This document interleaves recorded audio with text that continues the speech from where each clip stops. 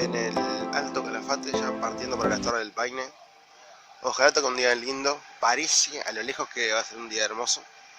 Estamos acá esperando. Es lindo, se ve, tiene una vista espectacular de acá. Se ve toda la ciudad.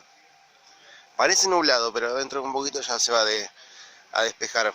Por lo menos allá vemos que donde vamos nosotros hay sol, así que crucemos los dedos porque esté lindo.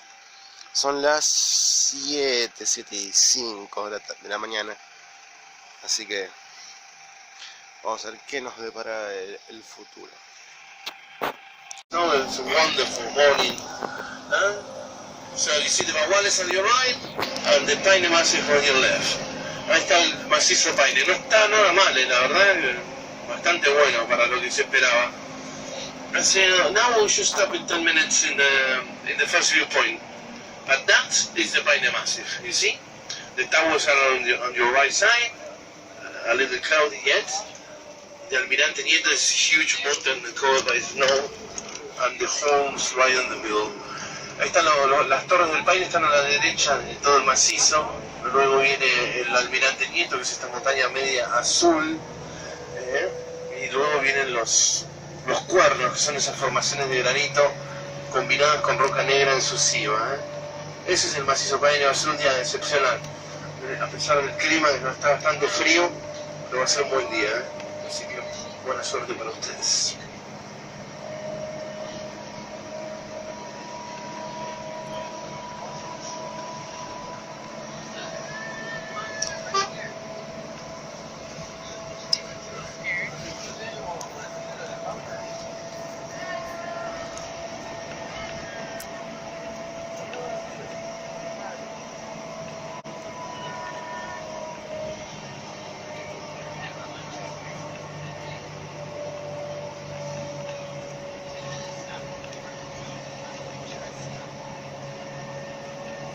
So, if you take a look, you see this mountain has a particular color, and it has related with the meaning of the word Paine.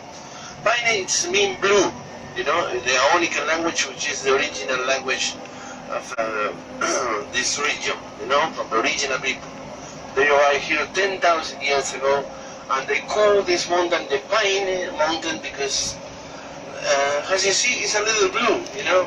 A little, very deep blue color into the mountain, and that is because the glaciers, they had the capacity to absorb every single color into the light, less the blue color. So they refract this color. It's a reflection of light. When more blue is the ice, there's more old, you know. That is the rule for the glaciers. Fíjense, el color tiene un color medio azulado, la montaña Almirante Nieto. Esto tiene que ver con el significado de la palabra Paine, que significa azul, el idioma aóniken, el lenguaje aóniken, de los pueblos originarios de esta región de Patagonia. Ellos llamaron las montañas azules porque se ve una coloración azul media oscura sobre las montañas. Es el reflejo del color azul de los glaciares. Los glaciares tienen la capacidad de absorber todos los colores menos el azul, y por eso es que tienen esta refracción de la luz.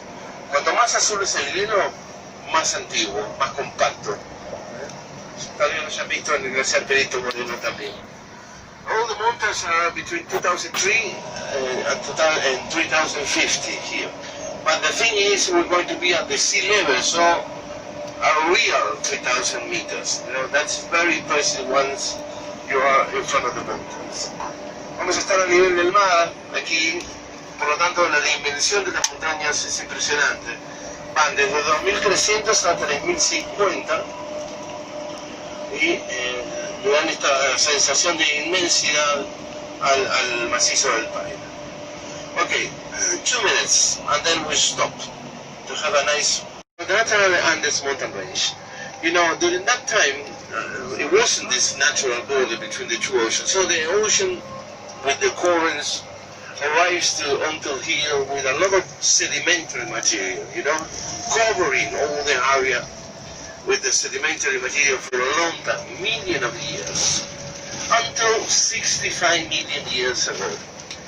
In geology, we call this kind of process a subduction movement of plates. You know, the Nazca plate coming from the Pacific, it crash against the continental, and when they crash each other, they push up the sedimentary material from the Atlantic and the Pacific Ocean, and the Andes mountain range show up to change everything in South America.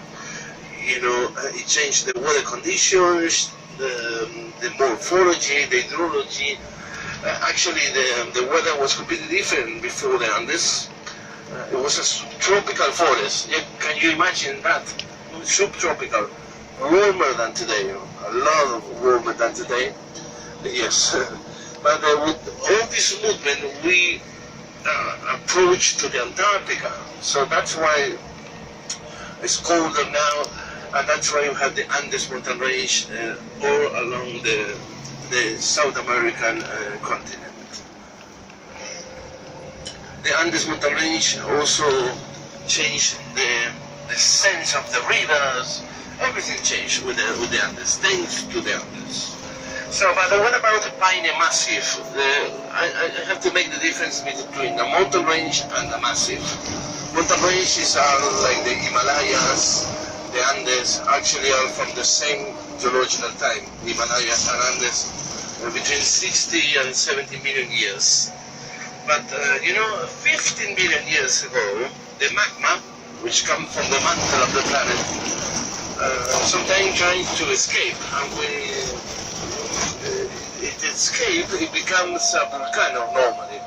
But in Paine Massif, all the magma was getting cold under the surface of the planet very slowly, covered by all this huge sedimentary material for a long time, 3 million years. The combination of minerals into the magma, with the time, it becomes one of the hardest rock in our planet, which is the granite. Yeah? I don't know if you've been in Chalten, in Argentina, but are the same kind of process, you know? Magma getting cold very slowly becomes the granite, but covered by sedimentary material. After that, and the glaciers come to the planet to clean up, you know, to push out the sedimentary material, and then when they finally retract, a lot of barcos, take a look.